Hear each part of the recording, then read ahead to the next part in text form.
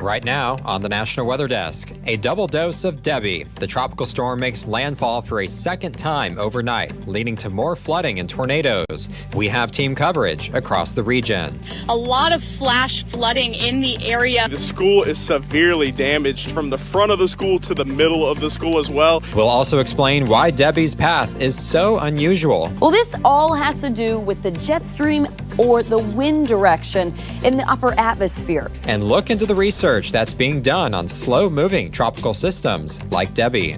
More rainfall in a warming atmosphere anyway. We'll head out west to check on the fight against the park fire and some very concerning news about the future of the Great Barrier Reef. From our nation's capital, this is the National Weather Desk. Good morning and welcome to the National Weather Desk. I'm meteorologist Jordan Evans. Tropical storm Debby made its second landfall overnight about 20 miles north of Charleston, South Carolina. Right now, the storm is packing sustained winds of 45 miles per hour, but the wind isn't the headline for the storm. It's the copious amounts of rain Debby has already produced, over a foot in some areas, and more is on the way for the Mid-Atlantic and the Northeast. Communities across the Carolinas are already flooded and could see another 4 to 6 inches of rain today. There's also a continued threat of tornadoes along the East Coast. Overnight, Debby spawned several twisters in North Carolina. One damaged a school, another damaged at least 10 homes. Meteorologist AJ Mastrangelo is tracking Debby for us this morning. You can see here Debby's track, it has deviated quite a bit from what we were thinking earlier this week. This is back from Tuesday. You can see the track was closer to Providence, but it did shift yesterday, and we're seeing kind of that similar track today from the National Hurricane Center. Latest advisory, 50-mile-per-hour winds with the storm, and it has expanded its wind field. And we'll still have that tornado threat. We did see one tornado yesterday down towards the south. Today it'll be eastern North Carolina into Virginia, and then eventually even up into parts of Connecticut could be seeing that elevated tornado risk. Flash flood risk, 4 to 8, 3 to 6 inches of rainfall as Debby continues to weaken and encounter more friction. It won't have quite as much energy, but still could be seeing a bit of some flooding rain throughout parts of the northeastern United States. Large swells expected as well near shore, 5 to 8 foot waves. Gale watches issued there for the Cape and the islands. The outerlying areas could be seeing waves as high as 12 feet as we head over these next 36 hours. Our team of reporters is covering the storm from all angles this morning. Let's start with Andrew McClung, who is at the school that was hit by a tornado in North Carolina. The school is severely damaged from the front of the school to the middle of the school as well. I mean, part of the roof torn off right there. It's kind of hard to see a little up close, but I mean, it is from there to the front of the school as well. And again, I mean, you can see, I mean, this school took some severe damage from, I don't know if it's been confirmed yet. I've been driving out to the scene, but I mean, it is flooded roads here in the Wilson County area as well. The road is blocked off as well. You cannot drive through this area unless you live in the area right now. As I'll turn over this way, you can kind of see the Wilson County deputy right there blocking the roadway. The road is closed. We're hearing reports of other homes damaged as well. It's still a very active situation here. This is something that's popped up since we've been out here. Look at this flash flooding. Look at these cars coming through this road. This road is getting to be pretty flooded now from all of this torrential rain that we've been seeing this morning. It really hasn't let up. It's been continuously raining this whole time that we've been out here since about 4:45 this morning. And like I said, this whole pond ditch area was almost completely dry a couple of hours ago. Now I'm going to have you zoom in towards the road. You can see it running across the road and then down into this ditch on the other side as well. So we've been talking about flash flooding, and this is one of the perfect examples of this. Is yes, you can still see that double yellow line, but there is still a lot of water on that road. Conditions are changing fairly quickly out here. As I said, we've still got the down power lines on this side. We've got the flooding on this side. That SCDOT has blocked off right now because of this incredibly large sinkhole that's behind me. I want you to take a look at what they have going on because it is just unlike anything I have personally ever seen before. The sinkhole's got to be at least a few feet wide as well as a few feet deep. Now SCDOT, they've got trucks on either side of the road, barricades on either side of the road, and are directing traffic to take other routes because Romney Street, like I said, is closed down. Now something interesting to note about how wide this area is that's blocked off. If you can see some of these cracks on the road alongside where the sinkhole is, that has the possibility for spreading wider, and that is why DOT has this large portion blocked off. Portions of Florida are still struggling to dry out after heavy rain from Tropical Storm Debby fell earlier in the week. Some areas saw as much as 19 inches of rainfall, damaging homes and businesses. Residents who evacuated are now returning to their homes and wondering how long the water is going to stick around. We don't know where it's going.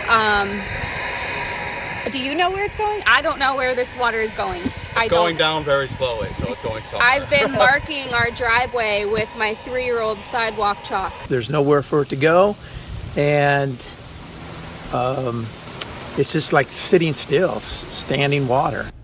Officials say that damage assessments are continuing in the area.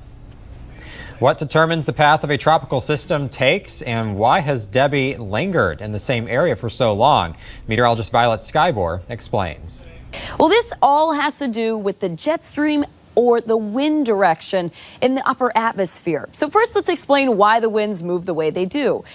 Of course, we know when we look at the Earth, we have the equator, 30 degrees north, and south of there is where the trade winds lie. The trade winds go towards the equator below 30 degrees and towards the poles above 30 degrees. And of course, the United States sits right in between those. So the trade winds are pushing towards the equator, but further north of that, we have northerly winds. So we have a subtropical jet stream and a polar jet stream that normally wobble a little bit depending on our weather systems that move from west to east across them.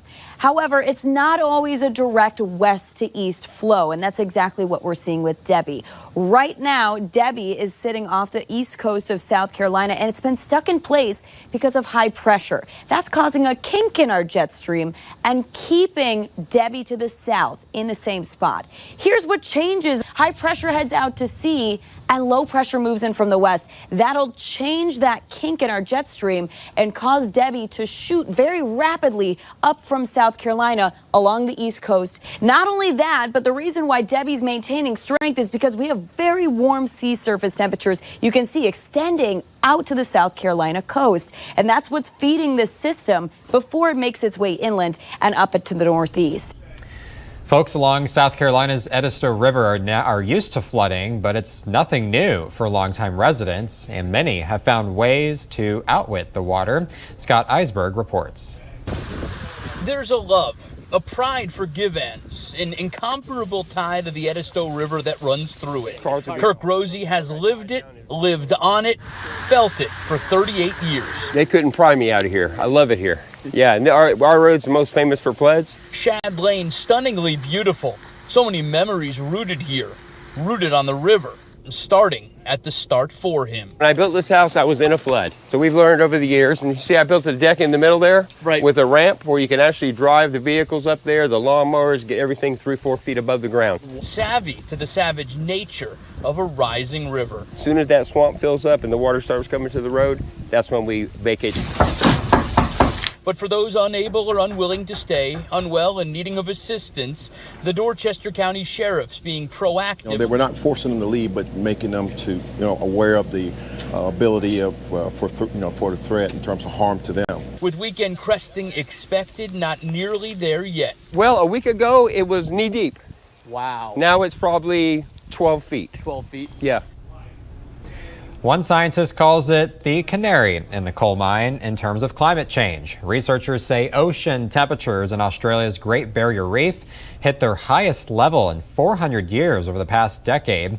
During that time, the world's largest coral reef ecosystem suffered mass coral bleaching events. That happens when the water gets too hot, leading some coral to die. By analyzing coral skeleton samples, the researchers found temperatures were largely stable before 1900, but have warmed since 1960. They say 70 to 90% of the world's corals could now be threatened. And for the latest and most up-to-date weather headlines, be sure to check us out on the social media. Just search the National Weather Desk on all your favorite platforms.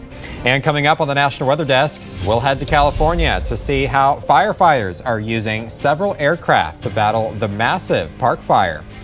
And we'll find out why whitefish populations are declining in the Great Lakes.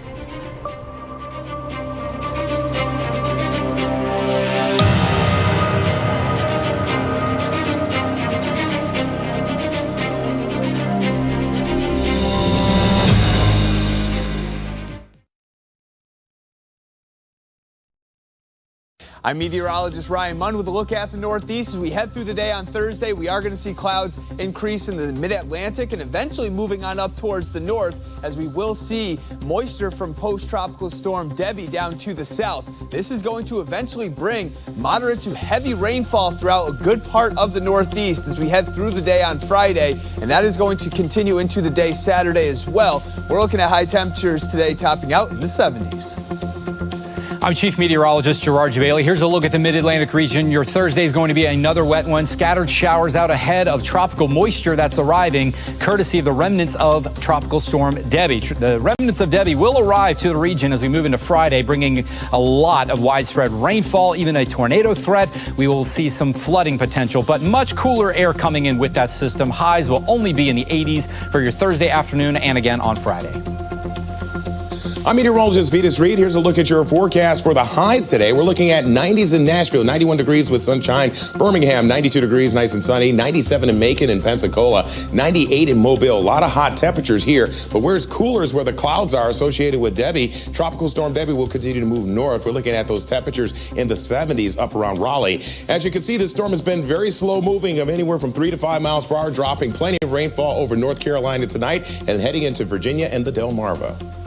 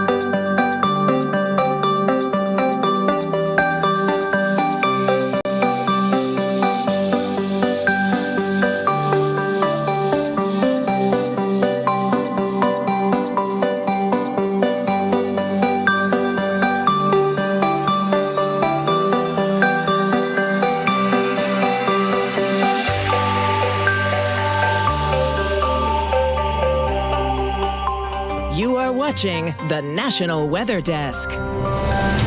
Since Debby made landfall on Monday, the major concern for most impacted areas has been the flooding. Emily Gracie sat down with an expert from Climate Central to hear about the research that has been done linking these slow-moving tropical systems with climate change. What we know about climate change is a couple different things. One, you get more rainfall in a warming atmosphere anyway. The more that the atmosphere warms up, they can hold on to more moisture. The other thing that we know is that when you have these exceptionally warm sea surface temperatures, more moisture that makes rainfall goes into the atmosphere. And that then comes down as heavier rainfall events during these tropical systems. Rapid intensification that seems to happen right before landfall all the time. Can we attribute that to these warmer sea surface temperatures as well? You can. So it comes down to different atmospheric conditions as well, right? But we've seen it time and time again where a storm either rapidly intensifies as expected, or it even exceeds the forecast from what we anticipated to happen. And we know that in a warming climate, which in turn warms the oceans itself, those warmer waters are fueling that at the sea surface. And then there's also the warmer water that comes from underneath. So when it's upwelling, you still have warm water that's feeding these storms. And if that's out in the Atlantic, it's something to look at on satellite, but especially when it's as close as it is to landfall, that's more rain that's coming down. That's bigger impacts in terms of wind. And those are real life impacts for where you live, your property, and your loved ones. I'm curious if any research has been done on movement, because that's part of this huge concern here with Debby is the slow movement. So can that be attributed at all to climate change? There are some studies out there that have linked climate change to slower moving storms, slower moving tropical systems in general. And the slower a storm moves, obviously, as it sits, and if it's still close to those exceptionally warm waters, be it the Gulf of Mexico or the Atlantic in the case of Debby, that in turn just continues to feed the atmosphere an abundance of moisture to create these excessive rainfall events. And NOAA has released its annual high tide flooding outlook for the next year. They predict less high tide flooding along the United States coast as El Nino conditions switch into La Nina. NOAA predicts the U.S. will see a median range of 4 to 8 high tide flood days. Communities along the Pacific Islands and the western Gulf Coast are expected to experience the most high tide flood days. Thanks to sea level rise, it no longer takes severe weather to cause coastal flooding. Firefighters continue to battle the park fire, which is burning in Northern California. Right now, it's 34% contained, and it's taking boots on the ground and in the air to slowly get the flames under control. Christina Mendez has more. Located in Missoula, Montana, Neptune Aviation is contracted through the state of California to come and help when these massive fires pop up. We're flying 6 to 8 hours a day consecutively on these fires. So some really long, hard days. Luckily for our crews, they get at least 1 day of rest every week. And those are just in-air hours. According to Combrick, these pilots average anywhere from 12 to 14 hours a day during fire season due to travel between the hotel and airport and hours spent on the ground. Our pilots are highly trained, highly experienced guys, most of them with, on average, I would say 10 to 15 years of commercial flying experience before they even come to us. And it takes about, 5 to 8 years for them to essentially become the pilot in command of the aircraft. So even after all those years of work and experience with flying, pilots still have to deal with the high intensity and stress that comes with the job. Flying has to be second nature. Flying the airplane is just a small ingredient. Being able to sit around at hours and hours, if not days on end, not flying to, getting a fire call, and within 15 minutes, we're loading retardant and airborne to, unknown destination. In Wisconsin, officials are working to slow the spread of aquatic invasive species. Designated sites are monitored for plants and animals that could be harmful to the environment. Eric Peterson has the details. At the end of a pier at the Asylum Bay boat launch, Chris Acey fishes for an unwanted invader in the waters of Lake Winnebago in Oshkosh. Here in the Winnebago system, one of the things that we're looking for is this plant called Eurasian water milfoil. This plant can grow up to 23 feet long, which is the length of about a school bus, and it gets wrapped up around our boat props, around our fishing line. One pier over, half of a shell from a dead zebra mussel lies in the Tuesday morning sun. At each site across the state, we're looking for different kinds of invasive species. Sometimes they're shoreline plants, maybe things like purple loosestrife or Phragmites. Sometimes they're things that are in the water that we want to keep a close eye on. Acey says when it comes to slowing the spread of unwanted plants and animals, people play an important role. And we're actually having great success with keeping invasive species out of a lot of different waterways. There's only about 10% of Wisconsin's lakes that have an invasive species. What we're trying to do is find a species before it becomes established in a lake. So if we find that place where it's first getting introduced, we can catch it before it has a big impact. Every summer, whitefish reels people in to the Great Lakes, but declining numbers in the whitefish harvest have some people concerned. Meteorologist Trevor Robideau has more on the status of the whitefish. Fishtown is one of many places in northern Michigan that rely on the common Great Lakes whitefish for their culture. Whether it be for tourism, restaurants, or recreation, this species of fish has been a staple of northern Michigan for decades. But data shows an alarming trend. Since the 90s, we've seen some of the juvenile whitefish production kind of go down. So whitefish live out in the summer and in the fall in the deeper waters, and they come into a little bit shallower waters during the late fall, usually November and into December for spawning. And we just haven't seen the recruitment and the spawning that we have had in the past. Some scientists and biologists like Mark Ebener, who worked for Michigan State University for years, believes the heart of the problem lies with the invasive quagga and zebra mussels that have invaded our waters. What we think is largely what has happened is the presence of dracaenid mussels, zebra and quagga mussels, have overall reduced productivity in the very nearshore areas where whitefish spawn. So there just is not enough food for larval fish. Ebener says this, combined with climate change and warming waters, has meant fisheries simply cannot supply the amount of whitefish to meet the demand set decades ago. I know fish wholesale dealers in Mackinac City, they have restaurants that buy 200 pounds of whitefish fillets a day in the summertime right now. They got to come up with minimum 400 pounds a day just for one restaurant. They're supplying fish all over northern Michigan and the UP, right? So there's just not enough fish these days to fill that market demand. DNR Fisheries and Little Traverse Bay Ottawa Indians are searching for temporary solutions, but only time will tell if they are effective.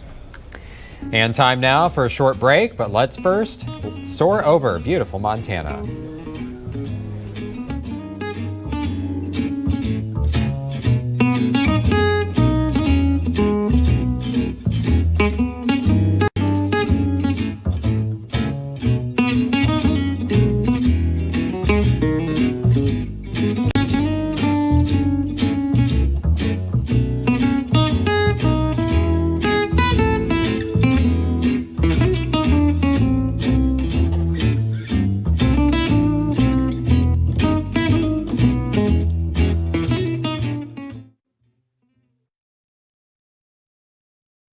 Well, a very good Thursday morning, everyone. I'm meteorologist Andrew Buckmichael. A lot of temperatures in the 70s for highs today. We do have some 80s and even getting into the 90s in a few spots, but a little bit of rain across the area. A lot more rain, though, to the far east as Debby passes by to our east. A lot of us are going to be dry on Friday. Highs in the 70s and 80s across most of the Midwest. 69 there in Minneapolis. And by the time that we get into your Saturday, great for most of us. A little wet in Wichita, but the rest of us, fantastic for the start of the weekend.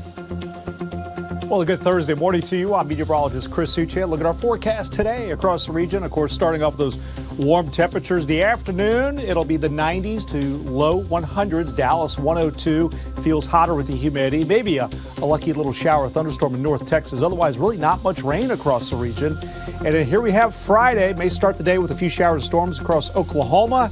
Also notice the cooler temperatures, Oklahoma City to Amarillo. Everyone else looking at 90s to around 100 degrees Friday. Shower storm near Austin to San Antonio.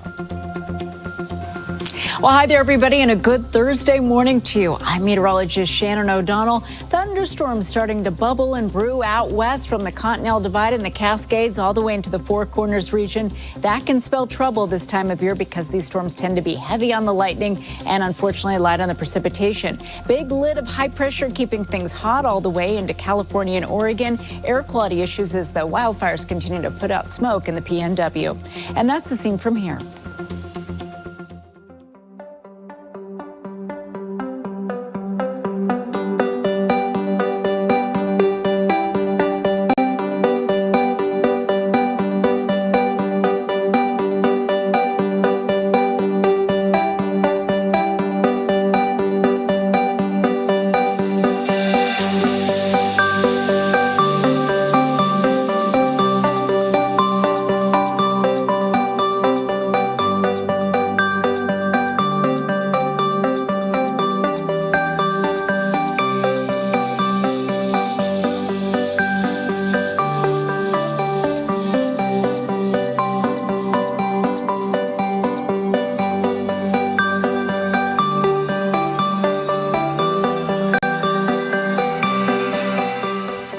Weather Window, presented by the National Weather Desk. Debbie's downpours continued in the Myrtle Beach area Wednesday. Tropical storm rainfall caused this pond to run over. And this hummingbird braved the weather to get a treat. Here's lightning that was captured near Cincinnati Tuesday night, and this deer cooled off with a swim in Alabama's Lake Martin Wednesday morning. For more content like this, like the National Weather Desk on Facebook. Students are gearing up for school, and for some, that means football preseason. Meteorologist Matt Gunn has a reminder about how to stay safe when practicing in extreme heat. If you don't follow these tips, you could have some cramps while you're out practicing during the next few weeks. So a good tip to keep in mind is to drink plenty of fluids, especially water, before practice, during practice, and after you get done practicing during the day. If you don't do that, you could run the risk of having a heat stroke or even suffering heat exhaustion. If you have more fatigued than usual, the best tip to give yourself is to give a little bit more extra rest during the day and after practice. I'm meteorologist Matt Gunn reporting.